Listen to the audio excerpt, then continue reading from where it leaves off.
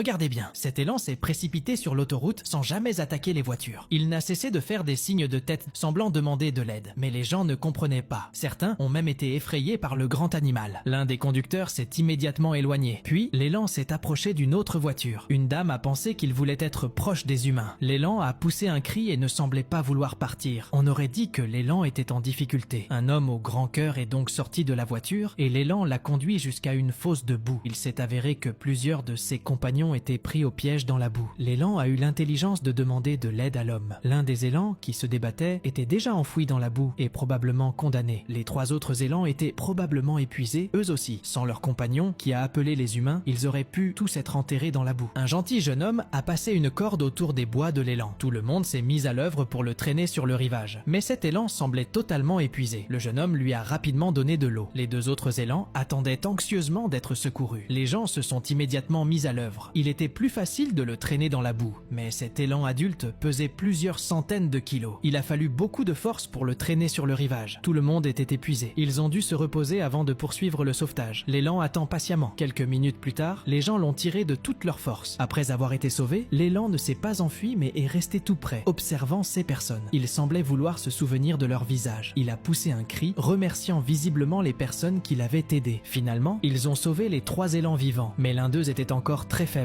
Les gens craignaient qu'il ne survive pas jusqu'au lendemain. Ils l'ont donc recouvert d'herbe et ont même fait un feu pour le réchauffer. Ils sont restés jusqu'au lendemain quand l'élan a finalement repris des forces.